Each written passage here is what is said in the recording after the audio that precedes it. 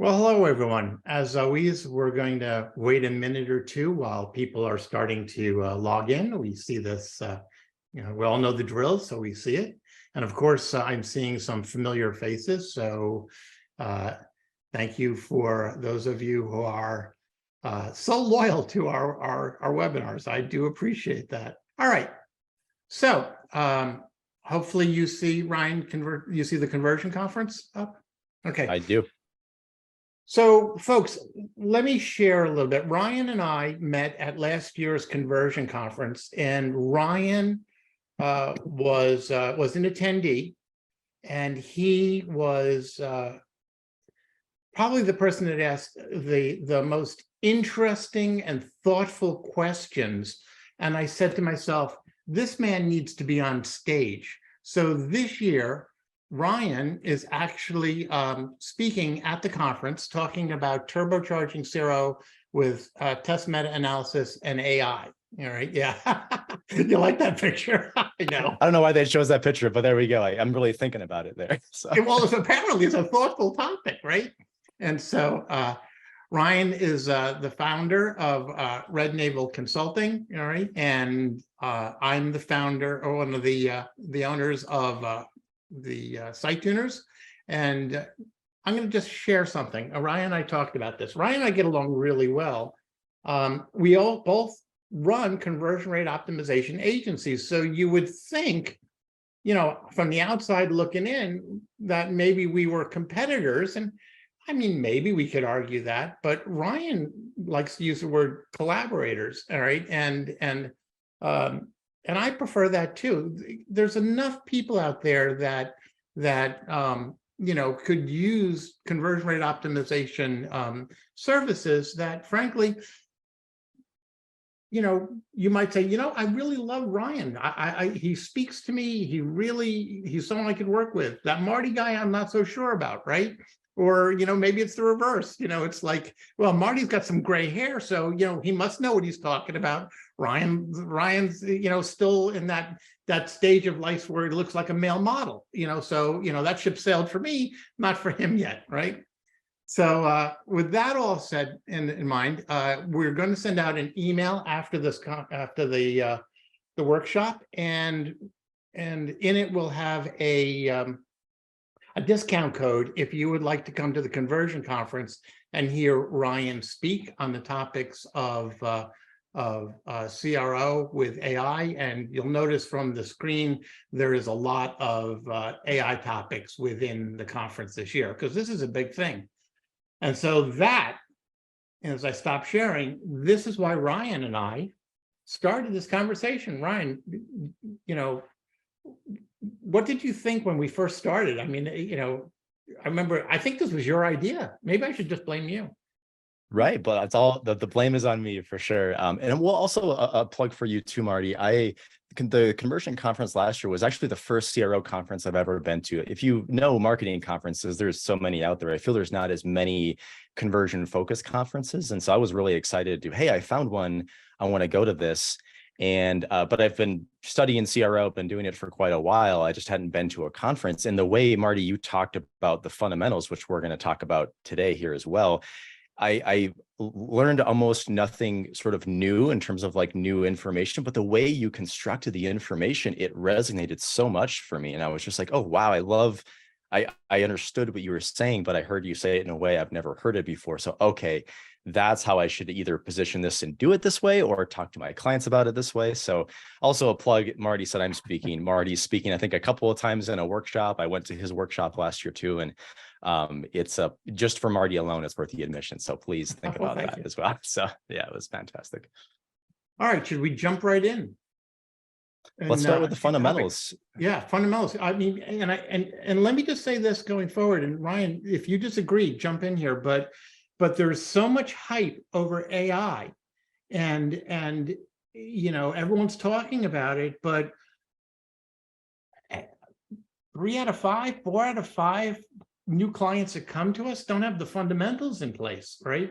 And they want to talk about AI. It's like crawl, walk, run. I assume you're experiencing something similar? Oh, absolutely. It seems like it's picked up this year even more, as you mentioned, everyone, like, we're collaborators, we're not competitors, because the narrative we get is it's the year of efficiency and do more with what you already have. You know, that's all CRO talk, basically. So everyone needs a partner. And I think that's really important. But it seems like everyone this year it's picked up that has come to us and says, I want to do CRO. I said, okay, the first thing I say is, yes, can I have read-only access to your analytics, Google Analytics, whatever you use? Usually it's Google Analytics. And I say, we're not ready to do CRO. Like, we couldn't understand, if we want to go this to this destination on the map, we first need to have a really good understanding of where we are.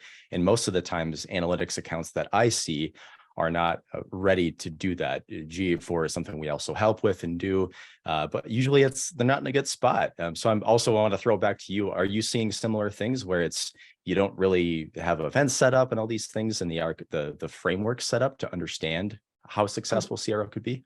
Absolutely. So when we start working with somebody, before we'll even agree to bring them on as a client, we, like you, get access to their analytics, and we do a report for them that determines whether or not we think there's a lift that we can get for them and over what time frame. So there's a fair amount of work. It takes about a week to take this thing out.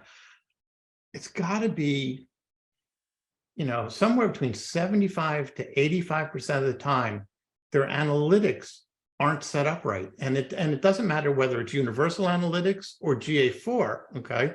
And there's things like, if we talk about engagement rate or bounce rate, which is basically the same size of the opposite sides of the coin, they've got things triggering that are basically falsifying the data in analytics, right? They're automatically doing redirects. They've got they're doing something that is messing it up, and then that throws off their conversion rate numbers.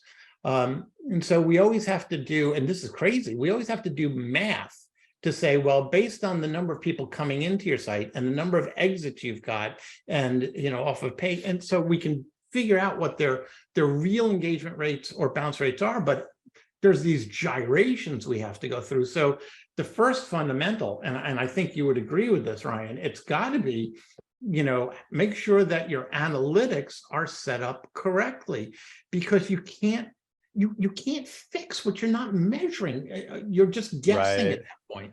I think that's the name of a book, some level of you can't fix what you don't measure. You don't know what you don't measure. And what I see a lot of is, I mean, the advice there is turn your real life goals into your Google Analytics conversion events, technically is what they're called now. But I see a lot of people, these are our transactions and these are our page views, and they almost have nothing set up in between to tell the story of what happened in between. And there's a lot of, I always like to say, the users are having a conversation with your website. Are you listening? If they're not listening, that means they haven't set up events to understand, oh, they're watching videos, they're using chat, they're spending 5 minutes on a product detail page instead of 5 seconds. Like, what's going on really? And most of the times that's not set up to the level we can understand how to act with the data, right? So I think we're in agreement there. Yeah, but once it's set up, analytics basically leaves clues. Now, analytics don't necessarily tell you what you have to fix, obviously.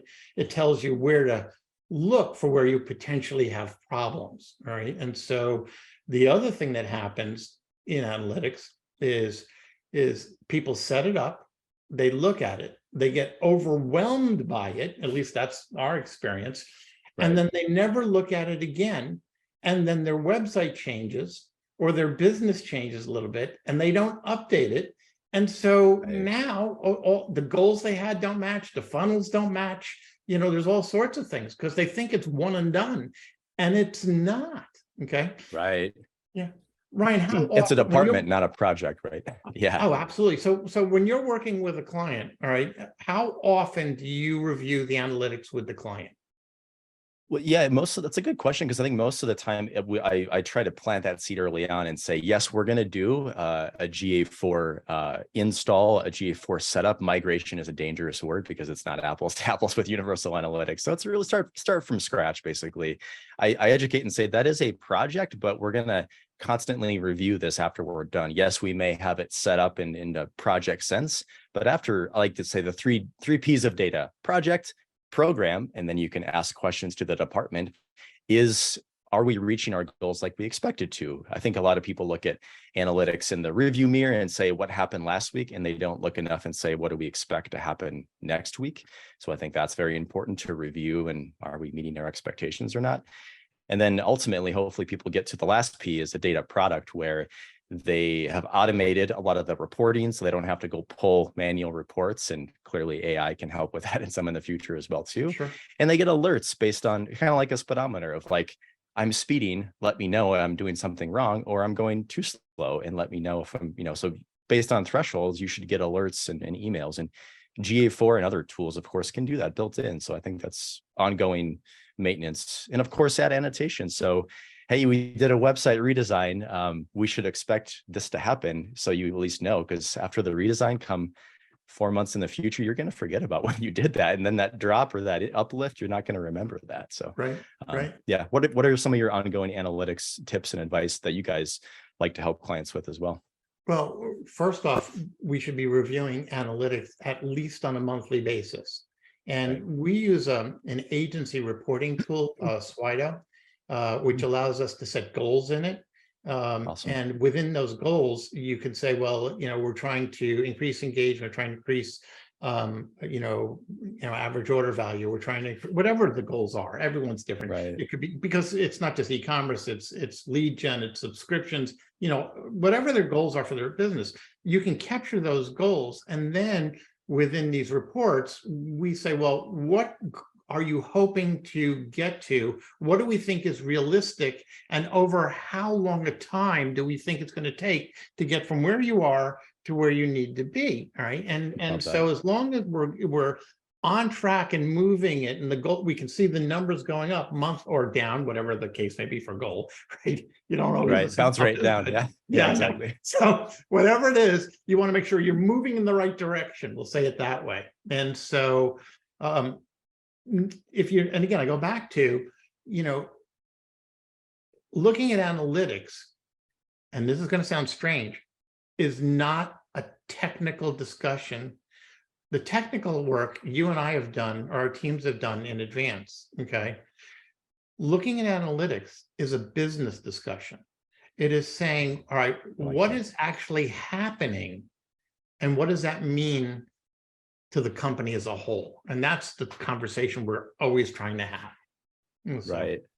Love that. And I like how you broaden it, and it's not like the analyst or the analytics departments or the agency partner's job to both clean the data, look at the data, and come up with the actions. The action should be a joint discussion with a client of, this is what the users are doing, this is what's happening. This is maybe a test idea as a result, but what does this mean to you? What do you think? Why this is happening? Kind of a thing to open it up for ideation. I like that you don't just assume that it's your job and it's a one-time thing. Oh, I'll go a step further. When somebody comes on board as a client and they say, well, just go do it, this is also why we can't help you, because what we do is collaborative. Our clients, yours too, they're experts in their business. We may get dangerous about their business, but we're never going to be experts in their business. We're the conversion people. When you marry the business expertise with the conversion stuff and you have those discussions, that's how you move things forward. And again, if 100%. They just go do it, no, it doesn't work that way. One of my red flags for if a client may be a good fit or not is usually if they come to us in pain or possibility, and do they have questions? So like pain might be, GA4 Universal Analytics is going to sunset next week and we haven't done anything yet. That's obviously more painful. Possibilities, it generally hurts a little bit less, or like we haven't been able to figure out our conversion rate data, and this is causing us to not take action. That's a bigger pain moment as well too. But if they don't have existing questions of, hey, we don't understand why our organic traffic isn't converting like every other traffic source is on the site, and it should be because it's branded. If they don't come to me with questions like that, they probably, I hate to say it, but haven't failed enough is kind of how I like to say it. Like, you should probably go experience it yourself, and you'll get questions really fast if you just open up GA and start to like look at it and explore a little bit. Anyway, I think there's two extremes to clients here. We've got the ones who come, at least to us, and say they're having a pain point, or they're just dissatisfied and they don't know what where to go next.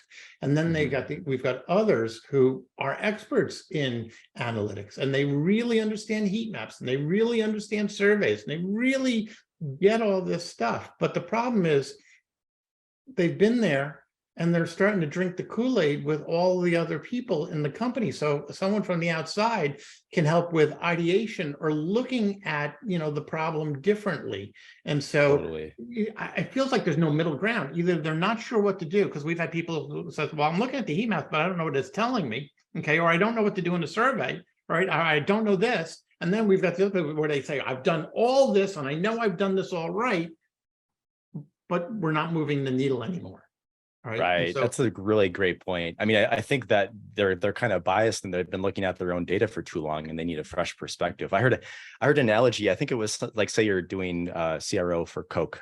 And it's like kind of trying to read the ingredient label on the inside of the can. Like they're inside the company and they're not going to be able to read it very well. It's kind of like, wait, so I think that's a good way to put it, to have that fresh perspective and expertise. I mean, you guys work with how many clients, if another e-commerce site comes to you, they're getting that knowledge of all the, oh yeah, you would have an answer in a split second because you've seen it how many times, right? I mean, yeah. And then there's things that we see, where we talk about testing versus just do it, so some things we see it, and unless they've got the strangest site on the face of the planet, 99 times out of 100, this just works, okay? And we're not saying don't measure it. And yeah, you can test it if you want to, but again, unless it's just bizarre, just go do it. And then there's other things we're going to say, you know what, we're not sure this needs a test. Right. Like any accessibility issue is pretty fair game for like a just do it. Would you agree with site speed and please, yes, yeah, stuff like that? I mean, yes, yeah, 100%. Well, we talked about the analytics, the quantitative aspect of data, which is, I kind of like to think about it. I think you said this too, is this tells you, well, I like to think there's only two types of data with quantitative for the most part. It's the results and the how. So like how many sales and how are they getting to the sale, what traffic sources, et cetera. When we think about qualitative tools, that tells you a bit more of the more into the how and definitely the why, which is a pretty important question. What are your thoughts, Marty, on the importance of qualitative tools and maybe some ones that you guys use actively with, a new client comes tomorrow? What are you going to think about from a qualitative standpoint? So every client's a little different, and it also depends on some of their website volumes. All right. So if you have a small client where basically they got 2 people and a chihuahua coming to their site in a month, all right, we're not going to talk about qualitative tools at all. All right, just because there's not enough. So if you're doing some surveys, so let's say we're using some kind of exit intent surveys, or we're doing some surveys with Hotjar, we're doing some user testing. First they have to have enough volume, and then you can start to use that to form hypothesis about what people are really doing on the site. The thing that we found that just upsets people more than belief is when we do like user panels, and you do a user panel and the person looking at the site says, I don't know what they do, or I don't know what their value proposition is, or I don't know this. And the CEOs from these companies just lose their mind. Well, of course they should know. No, they shouldn't. And using user panels for CRO is different than using user panels for UX. For UX, you want to see the journey, but for CRO, you show stuff and you blank it out immediately, and you want to get those impressions, right? 5-second test or something. Yes, you have to do that. All right. Otherwise, if they're spending too much time, they're going to come up with an answer no matter what, and you want their reactions. So that's a really interesting point you bring up. What I find with that scenario, say a 5-second test and say a homepage value proposition, scenario, I generally find that people are trying to persuade before they are clear on what they do, because it's not as sexy, like this is what we do, but they're trying to persuade people, it's going to lift revenue. I work with a lot of SaaS sites and everyone says they're going to lift revenue. And then it's like, oh, well, what do you actually technically do? Oh, I'm a spell check software. It's like, oh, okay, yeah, lift revenue, but I mean, I think that's being what I found in doing some test meta-analysis, which is what I'll be talking about at the conversion conference, seeing broad patterns of clarity principles and ability in clarity tend to work better earlier on in a CRO program if they haven't done CRO before, and most people are trying to run to persuasion as opposed to, well, how does it work before sign me up kind of a scenario. Right. So, Well, we always say, when people come to a website, they ask themselves 3 questions. Am I in the right place? How do I feel about this site? And what am I supposed to do here? And the am I in the right place question, if it just says lift your revenue, what does that mean? Okay. What does it mean to me? And so, yeah, people are almost blind to that. I feel like everyone lifts revenue nowadays, especially with this environment we're in. They're going to see more and more of that. So it's like, what do you technically do so I can understand you better? Yeah. But I love your 3 principles. Can you say those again? Because I remember you saying those multiple times at the conference last year. I'm like, what I just said was basically what you said, but yours was so much clearer and simple. It's a framework, right? To think about when you come to any page, not just the homepage. Right? Oh yeah. And that's absolutely true. Am I in the right place? How do I feel about this? What am I supposed to do here? Those are the 3 questions. And to your point, Ryan, people ask that really harshly on whatever page they land on from wherever they came from. But even within the site, when they go from page to page to page, they're still asking those questions. All right. And a good example on a page, it says, let's say, download a white paper. Okay. Well, download was promised. I click on that page, and what happens? There's this ugly form. Now, it didn't say fill out a form to download a white paper, okay? And in the form, it says name and company and email address and phone number. It's like, and physical address maybe. It's like, so why do you need all that to download? You've lied to me. And so right. I'm not in the right place. I don't feel really good about this. And what am I supposed to do here? Well, I think the answer is leave, because I'm not going to fill out this form. All right. Right. Button copy matters. It sets the expectation, right? And now they're probably not going to trust other button copies because, like, well, this is really going to do what it says it's going to do, right? Oh yeah, yeah. Yeah. It's basically live up to your promises. If something is promised on a link on one page, deliver it on the next page. Okay. Right. Don't do bait and switch. This is not hard. Okay. Right. Absolutely. So what are some, that's all great advice and great frameworks to think through. What are some, whether it's tools or kind of maybe tool agnostic, but what are some things you do? Do you do heat maps? Do you do some of those things that can, because I think the issue with usually qualitative is scale. So what are some qualitative tools that you use that can tell you trends and patterns fast so that you can test faster, which is ultimately the goal, right? Right. So heat maps is one of our go-tos. Now, there's a lot of tools with heat maps and also recordings, but those are a little different. Okay. On the heat map tools, which are showing you, either click maps or scroll maps or whatever, that you've got, because you've got both desktop and mobile, and tablet.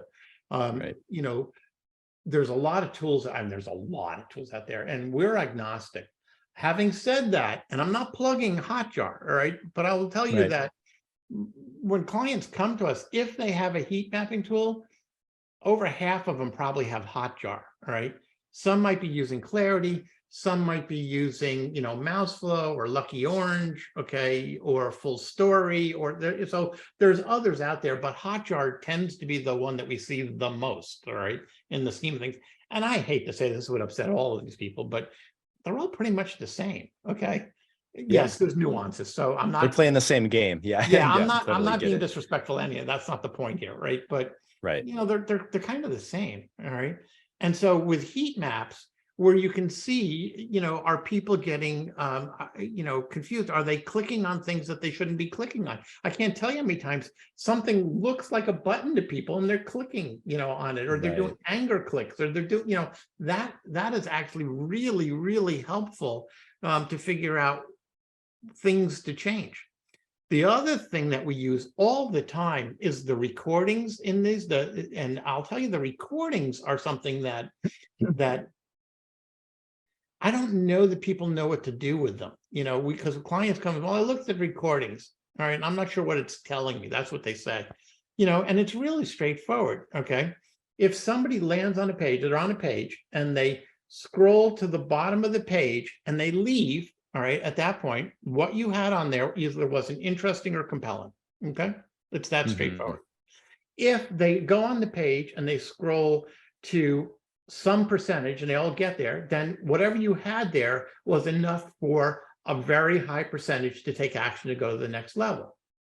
Now, the thing that we find that's really kind of strange, and we see this, is when people scroll down and then up and then down and then up, and they all over the place, right?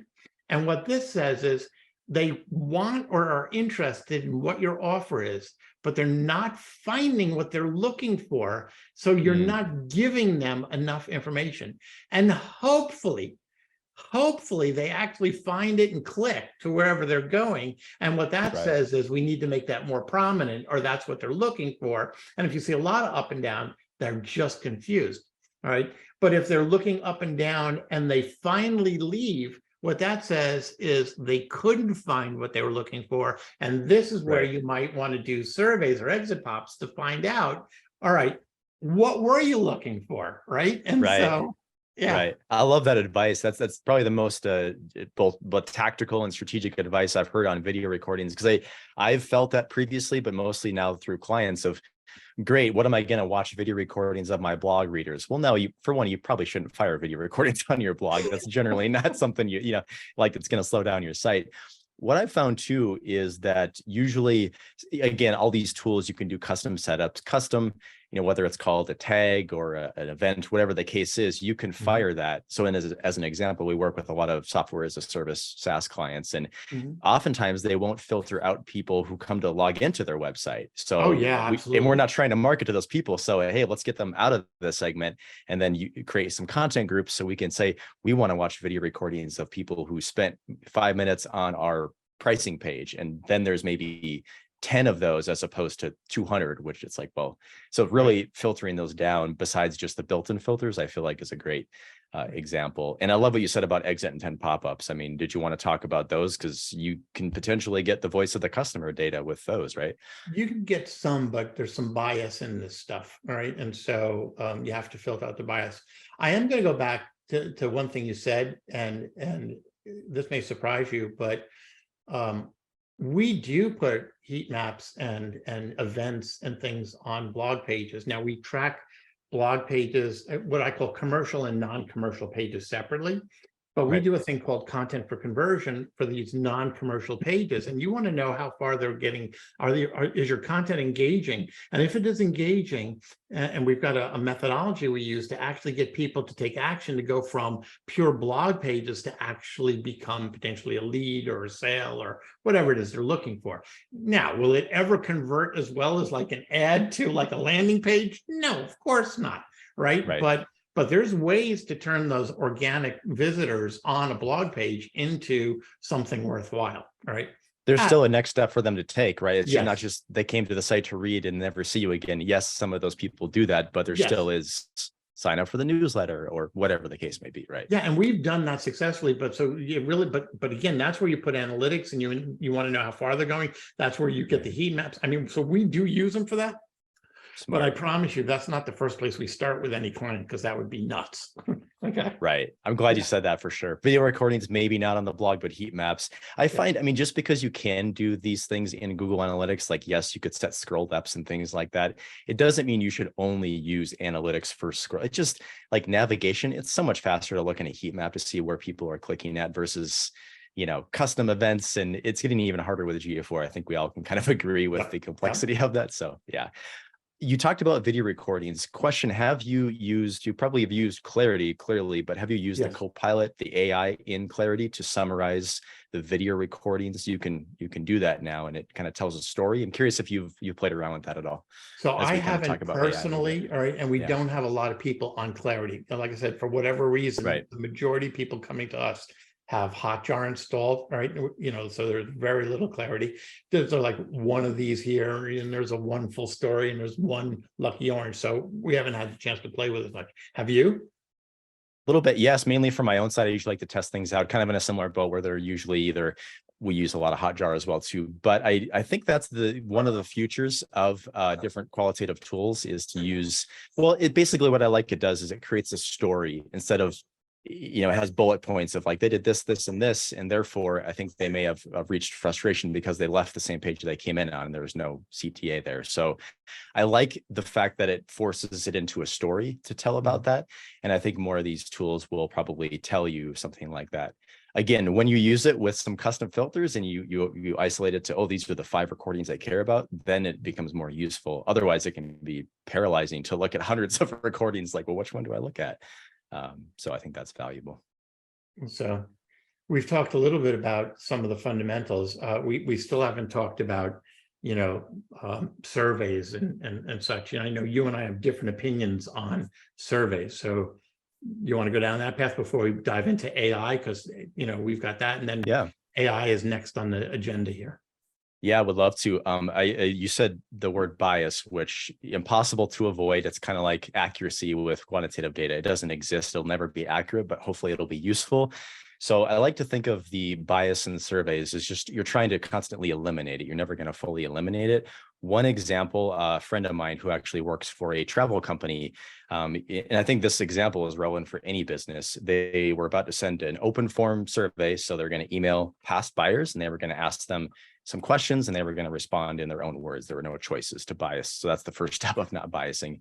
But one of the things they were going to ask their customers, and they decided not to because they realized the bias, was they were going to ask, to what extent was pricing play a role in your decision making? And that has a lot of bias with it because it assumes pricing played an important decision in their decision making. A better question they ended up asking was, what are the most important things to you when considering our product, basically? So maybe they would have said pricing anyway, but you just assumed that pricing was a big factor in their decision making. And so that's one example of trying to make sure that you're not asking the why questions, the questions that are easy to say yes or no to, and that you're biasing the questions in general. What are your thoughts, Marty, on the bias aspect and how you approach that? So let's start with us. As long as you assume that there is bias in everything, all right, you can still get some valuable insights. So the example that I use is one of the surveys that we're all familiar with are polls at presidential elections. And the polls keep being wrong, right? And so why are the polls wrong? It's because people are self-selecting, all right? So people answer surveys or leave reviews either because they loved it or they hated it, okay? Right. They have some agenda on here. And so if you accept that there is some type of agenda behind the scenes for what you're seeing, and you try to factor in, like, what do we think people are doing? Are these happy people? Are these unhappy people? And what about all the people in the middle? And that's the problem I have with surveys. The messy middle. The messy middle. They're the ones who don't answer. I mean, we buy stuff. Would you, I love this, like on my phone, I call into the bank or would you be willing to answer a quick 4-question survey? No. Ask me after the service if I'm really upset or really happy, then maybe you get a better answer. Yeah, I mean, there's got to be some, but in the middle, it's like, this was like, you served me a sandwich. It was a nice sandwich. I ate it. My stomach's happy, but I'm done. Okay. Don't involve me in the rest of your life. Okay. That's a great example. Yeah, I mean, that's great. And then when you think of like user interviews of like talking with someone, that's probably the gold standard to try and eliminate all that. But then again, who are you talking to? That could be hard to identify with the self-selecting aspect. And then it's not exactly scalable. That takes a long time. So there can be some problems in that for sure. So I'm okay with surveys and exit surveys. And I love this stuff, but just understand it's not truly representative of all the people that are coming to your site. It's just not, okay? Whereas things like analytics and heat maps are a lot more representative of what's really happening on the site. And then, of course, you get into testing tools, and then you know what's really happening or what things are preferred, okay? But having said all that, a lot of these tools are started to head towards AI, right? And so I think we need to talk about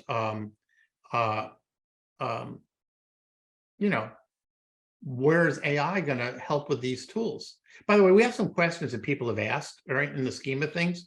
So So I'm just going to real quick, Ryan, what kind of camera are you using? You look great, buddy. So That's top of the line. It uses a bunch of AI, which is why this isn't what I really look like, right? So it's the Opal, OPAL, if you want. It's a camera that gets a little too warm sometimes, kind of overheats, but it looks good. So there we go. all right. And then someone asked you, you mentioned how, you're watching people scroll up and down. Okay. And what happens if they don't scroll and they just abandon? Well, that basically says that whatever was above wasn't what they were looking for. If I go back to the 3 questions, am I in the right place? The answer is no. All right. So whatever they thought you were going to do, you completely missed the mark on that homepage. So in fairness here, if they came to you from a referral site that you didn't control the upstream messaging, not your fault. Okay. But if you did a Google ad and that's what's happening, shame on you. Okay. For there should be a lot of congruency, right? This is the ad and this, like, I should be immediately familiar. Is that fair to say? Yes. Yeah. Whatever's promised in the ad, it's got to be obvious that it's in the right place. I'm in the right place. Otherwise, I'm going to look at it and go, that doesn't make sense. You can get anybody to go to a website, free iPad with every visit to our website. You're going to get a lot of people. Right. So what? Right. And then you try to pitch them on like next? buying a car. Yeah, well, there's no connect there. Right. So that just doesn't make sense. Right. 100%. And so, and then John asked about a link for Clarity. All right. That's Microsoft Clarity. And so we can provide in the outbound email that you get after, we can put that link in there. Okay. And then on the list of summarizing the fundamentals, Andrew asked about the fundamentals. Really, it comes down to having your analytics in place first, all right?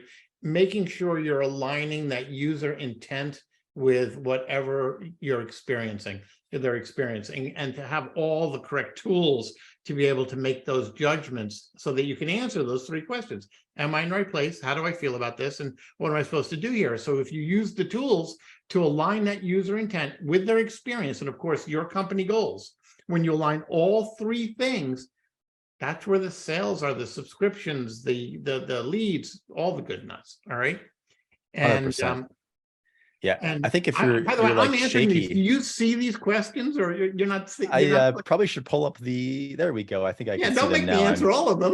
I just wasn't familiar with the questions on that. Were there any that we missed or that you didn't say? The last one, do you think a pricing page converts better when there's selling content above the fold, reviews, benefits? And so all sorts of questions there. So if you want to take it first, that's a really interesting question, by the way. So Alexandra, great question. Do you want to take a crack? Yeah, I have a strong opinions on pricing pages because we work with, probably 80% of our clients are SaaS. It's not like we're intentionally working with SaaS companies. We just happen to look up and say, hey, we have a lot of SaaS clients. And one thing that bothers me is when, it depends, like all good consultants say, right? But it depends when you should generally have pricing on your website, at least information on what is it going to cost. Because some people will set goals of, we want to hit this many SQL, sales qualified leads, or if you have a larger sales team, et cetera, they're optimizing for booked calls. So you want you booking a call just to understand what the pricing is. Is that really efficient? Not really. So I think it kind of depends on your business model and making sure it matches that. But I'm a big fan of product qualified leads. How much can your product, your website, qualify people? And obviously that's easier to scale to understand, is it $100? I thought it would be $10. I'm not going to take the next step because I have that information now. So I'm a big fan of the right amount of information on pricing pages, the price itself, but tool tips and more information. Yep. FAQs are pretty popular, frequently asked objections, I usually like to call them, as opposed to questions, but usually it's in the voice of the business for the most part. But and chat is a great example to understand intent. What are the chat conversations happening on the pricing page? That's something that you could potentially, if you're okay with using AI to grab all the conversations in the last 6 months on a pricing page, put them into an AI model, Chat GPT or whatever you want to use, to understand more of what are the issues that we're not answering on the pricing page in chat. That might be a good example of AI usage. That's actually a really interesting example. Yeah. Yeah, absolutely. So we have a formula, for lack of a better term, that works 9 times out of 10 on pricing pages. So we always like to have it be benefits oriented. What are you getting? What is this thing going to do for me? If you have multiple prices, then, and again, this is the kind of stuff you test, right? I'm not just saying go do this, but we typically put the highest price thing to the left, going slowly to the right to the lower price things. And you put all of the benefits you get with the most expensive package, and then there's less benefits with the next one and less. And that increases average order value, and it increases conversions because it invokes the fear of missing out. Because people look at that number, it's called anchoring. You look at the big number, and then they look at the smaller numbers, and they're asking themselves, what am I losing by going down in the price? We've tested this over and over again, and literally 9 times out of 10, that formula works. The other question that she asked was about the CTA button, and she was talking about reviews. Wherever you have a CTA button, buy, do this, or whatever it is, that's where the trust goes. If you're asking me to do something, pepper trust underneath it, next to it, right above it. But some, and I don't mean all 3, it's not like it's circled around with trust, but there's trust right by the call to action, not by the pricing per se, but by the call to action. So if they go down these 3 paths, let's say you had 3 pricings, and then in the bottom line was sign up or buy or whatever the thing was, underneath that would be anything from reviews to join thousands of happy clients, or there's all sorts of different types of trust. As long as you have the call to action with the trust, you will increase your conversion rate. That's what we've tested. And I'm sure there's other things that may work even better, but that tends to be, a slam dunk, like I said, 9 times out of 10. All right. So love that formula. We've answered those questions. Should we dive into AI? All right, because AI was promised, AI has got to be delivered, right? 100%. Let's do it. Okay. So should we talk about, there's 2 parts to AI. There's where's it going and what's it doing today, right? I think those are the 2 things, all right? And I will tell you the discussions on AI right now that I'm seeing, and I don't know how you feel about this, Ryan, these people are pissing me off, all right, on, Facebook ads, LinkedIn ads, get 100 prompts. Seriously? I mean, that's just wasting money, all right? That's just asking to be spammed, okay? I mean, it's not that hard, people, all right? I bet they generated the prompts with ChatGPT itself. Yeah, right? they do that. It's like they're not even putting any effort into it, right? It just drives me nuts, all right?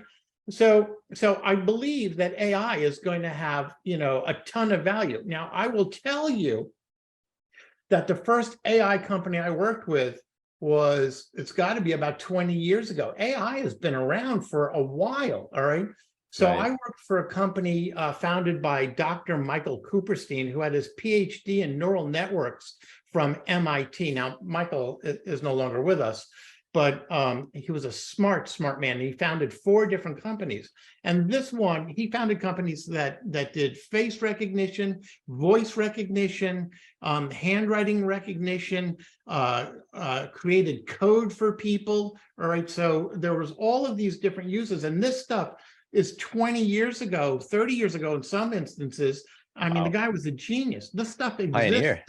Yeah, very much so.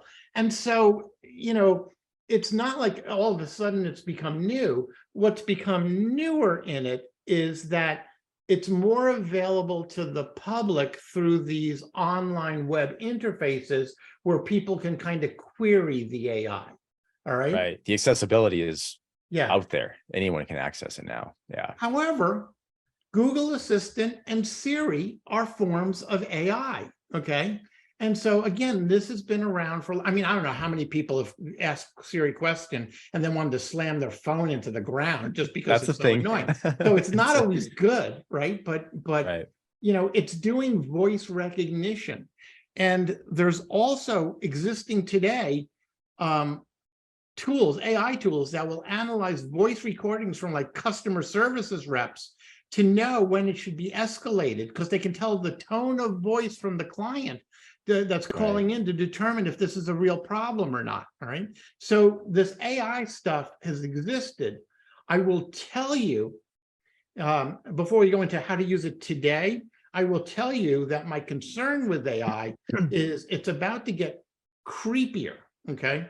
And I'm not talking rise of the machines or in the matrix where we all become batteries for the machine. All right. If you think about what AI does and the access that AI can have to outside information, all right, in different databases, AI can know a lot about a person. And if you think about AI, using AI persuasion, all right, think about a salesperson for a second. If you've got a salesperson, they're good at persuasion and they're trying to convince you to buy a car, subscribe to something, whatever they're trying to get you to do. All right. Now picture an AI avatar. There's a company like Synthesia where you can have a really, and I might not be pronouncing their name right, but they've got a realistic looking person that could feed it. You tap into that with AI. So it really understands persuasion and sales techniques and handling objections, and gets information potentially about you, and can tell your tone of voice. And oh, by the way, face recognition can see whether you're engaged or not.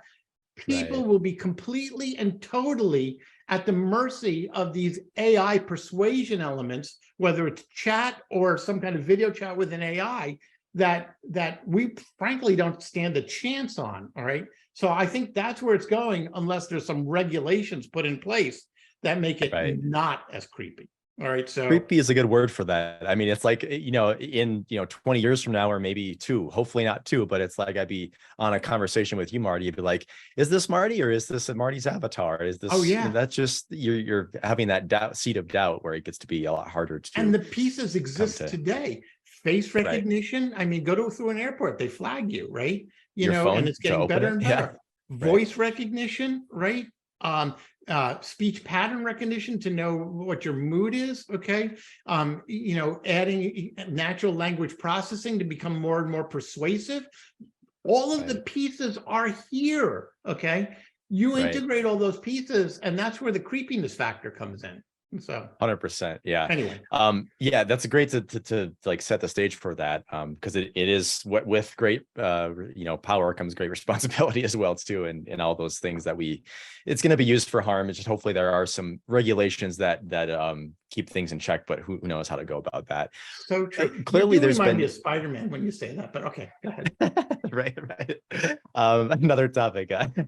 Because like you said in the past, I think to talk about the future, it's also to dive into CRO specific past. There's been AI and plenty of CRO tools, specifically even in marketing tools like Google Ads for some time. And now you guys do PPC for conversion as a service offering. I don't do, you guys do, so you know more about the Google Ads front than I do. Can you speak to that as well too? And so it's changed over the last month and a half or so, and their AI engine, it used to be, the AI engine has been in there for a while, and it used to be you could override the AI engine to be able to say, here, I really want this headline here, and I want this. You could override it, but it's gotten to the point where if you don't override it and you let it go through its learning, it actually delivers better results, right? But it takes, and the only way to get that happen, and this is going to upset everybody on the call, is you actually have to spend money with Google, all right? It's what a surprise.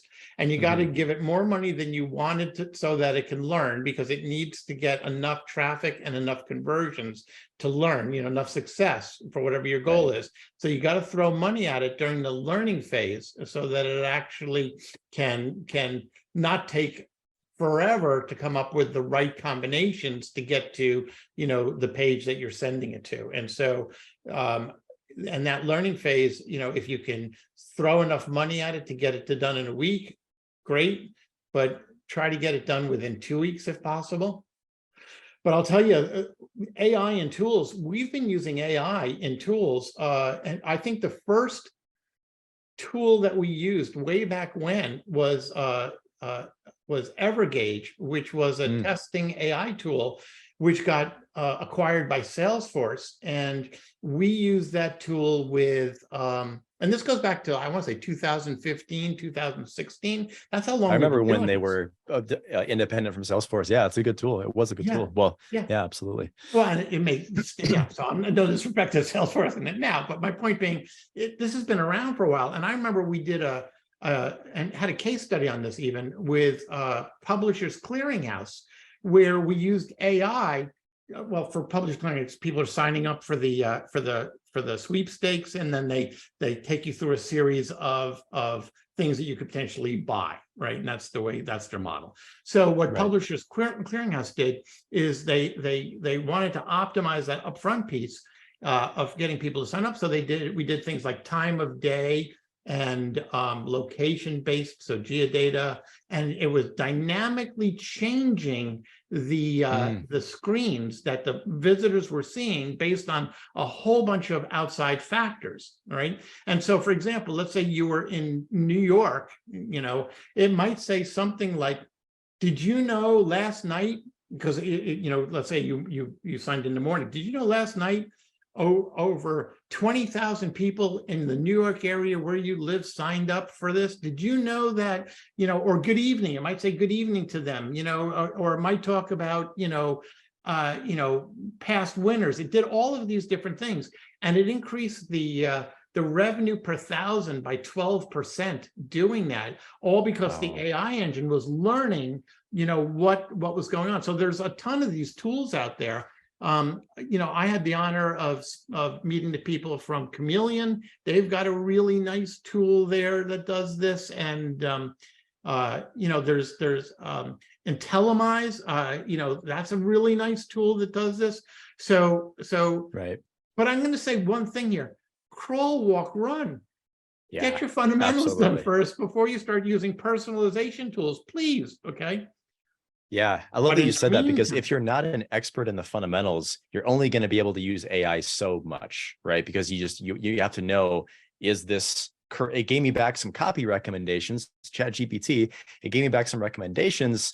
How do I know if this is a good principle, if this is one of Cialdini's principles of persuasion, et cetera? You have to know this is good, this is bad, or maybe I should test it. But that's a great point of, it's only as good as your fundamentals to some degree, clearly. absolutely. So I asked my team, everybody in the company, how they're using AI today, and I was shocked at the volume. I didn't even know we were using it to the extent we were. All right. So obviously everybody knows that, whether you're using Bard or ChatGPT or, and you're signed up for the pay, whatever you're doing, you can give it some prompts to get it to give you some better content, right? But don't just take the content that it gives you and use it. You have to add human creativity into that content. And so we use it for social media. We use it for images, all right, to enhance images. We've had some examples where we did something manually where we added a ring onto a person's finger, a diamond ring. It took, I don't know how long. And then we used, Adobe, I think it's Firefly, and it did it instantaneously, looked perfect. So there's all of these tools out there that you can use today. And Ryan, do you mind if I share the example of when we created the webinar title?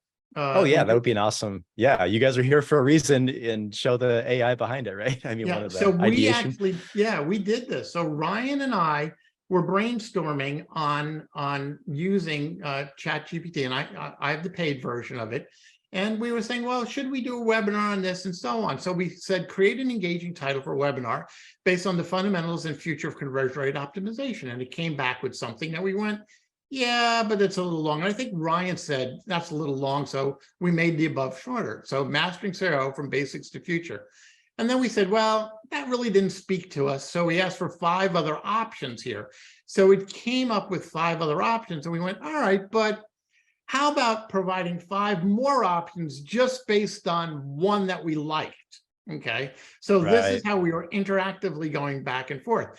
So then he came up with 5 more, and we went, oh, we liked unlocking CRO, building a bridge from the fundamentals to the future of AI. Right now, look where we started, the fundamentals and future of conversion rate optimization, right? So this was an iterative process, and this is how my people are using it for content. They're how they're using it for social media and so on. So we get further, and now we say, all right, now that we locked in a title that we locked, let's create a description. So we created a description, and I'm not going to have you read the whole description, but we went, that doesn't really work. Change the above from promoting a webinar to promoting a 60-minute workshop, right? That was Ryan's thought there. And so we changed it, but it really didn't make much of a change, all right? So sometimes when you ask it to do something, it takes it literally, goes, okay, here's the little piddly thing that you asked it to do, right? Right, right. So then we said, all right, blend the above so both companies share in the fundamentals in the future, right? And so we did that. And then when we went through this process, keep the above and add a paragraph, because it wasn't good enough yet, on what the fundamentals are, including understanding analytics, and put the new paragraph as the third paragraph in the topic. All right. Yeah. And so now what we're doing is we are refining this over and over again. And you'll notice we're done. And did we clean it up a little bit afterwards? Yeah, Ryan actually did some wordsmithing afterwards, but this was really, really close. So this process, if you've ever written content like this, you know, a blank sheet of paper, I mean, I got it actually here. Let me. It's paralyzing, right? It's like, oh my God, it's Oh kind yeah, of intimidating. what did it take us? 20 minutes, right? Right, right, Yeah. absolutely. So yeah, let That's me put this in perspective. I wrote a oh book. yeah. This is 4 years of my life that I will never get back. 4 years of my life. People are now writing books. I'm not saying the quality of them in days, okay? Now, I think if you really do it correctly, I could have shortened 4 years to maybe a few weeks, maybe a month. You know, I wouldn't have wound up with gray hair from this stuff. But my point is, the future of using this is here, and you can use it for content. But we also have our developers using it to create good code. We have Right. people who are using it to grammatically check things. We have people using it for QA purposes on websites. All of this exists today, and it's just going to get better. I'm sorry. And Ryan does a ton of stuff with AI too. It's not just me or us. Ryan, don't make me the seminar hog. No, Talk, all buddy. great examples. Absolutely. I love that you showed ChatGPT, and I think we'll share a link to that if you guys wanted to take a look at the actual ideation of it. Honestly, going back to yours, like 40 prompts to buy. I mean, how simple was that first? It wasn't even a prompt, it was a question. It was so simple. And I think there's a couple of important points there I just wanted to hit on, because I'm talking about tools, talking about tactics. It's probably going to change by tomorrow. Like, this is going fast. And so I think the way to, like, a mental model and think about these things is, we could have even changed that to say, hey, ChatGPT, I want to create a webinar title. What questions do you have for me so that you can give me this back? We could have opened it up right away and said, this is what I want. Ask me questions so that you get what you need to do the best job you can. That's one way to think about it. Ask it. And then it comes to mind of, well, as long as you know where you want to go in terms of a goal, then you can ask it questions and it can help you get there faster. And I think another important point is, tell it when it gets something wrong. Like the example for coding, we use it to help code fairly simple CRO tests. And if it gets something wrong, a JavaScript error or whatever, tell it the error so that it corrects itself and it will give you the right code. So don't just say, throw your hands up and say, you got it wrong and you're done. No, tell it what it got wrong so it can learn. Obviously, that's the learning aspect of it. So it's really important concepts that work with whatever tool you're using, basically. But keep in mind, whatever you're using, whatever you feed into it, that system knows, and the people behind that system have that data and potentially your proprietary content. All right. And Well, I so just said that. even though they've got, you know, privacy policies and such, you know, you're opening yourself up. Just know that, you know, you lose control of things you put on the internet. No big surprise here, right, folks? Right. But this is what's happening a little bit. So just keep that in mind. All right. Great disclaimer. Yeah. Do we have any questions to round things out? I know it's well, we're kind of at the you know, we kind of talked about this to the end. So someone said, could I buy the book? So I have to answer that question. Obviously, the book is True Connections: Relationship Marketing in the Digital World. It's up on Amazon, and we will send a link in the email to that. But I will say one other thing. I'm going to go back to sharing my screen, and the conversion conference is coming up in a few weeks, and we're going to send you a discount code, which is basically SiteTuners, all capitals, with the number 20, and it's a 20% discount. And you'll notice underneath the title says Unleashing the Power of AI to Optimize the Complete Customer Journey. If you're interested in this, I can already tell you that 3/4 of our speakers have incorporated AI into talks, including one of our keynotes is all about AI and marketing. And so If this is something that you want to stay at the forefront of, then you might want to consider the conversion conference. And I promise you, because I've already talked to some of these speakers, they're busy changing their presentations almost on a weekly basis because this thing it's blowing up right now. So anyway, Ryan, any closing thoughts? Because we really did run out of time here. So no, I mean, just another plug for the conversion conference. I'm not paid to say that whatsoever. It's an amazing conference. There's also sister conferences going on. Analytics next door, data science, I believe, is going on as well too. But come see Marty speak, come see me speak, come just meet some people. As AI becomes more prevalent, those human connections, going back to your book title, right, are going to be more important in real life, and just the networking alone, and not like a good or organic networking alone is worth a conference to meet new people that are in the space. Because guess what? They're all having the same problems that you are with, whether it's fundamentals, whether it's future. We're going to be talking a lot about everything there in the crowd too. Absolutely. Well, thank you, Ryan, for doing this with me. I appreciate you, buddy. Yeah, thank you. Have, right? And everyone else, thank you all for coming. Really appreciate it. Hopefully, thanks for coming, guys. Soon. All right. See you soon. Bye-bye.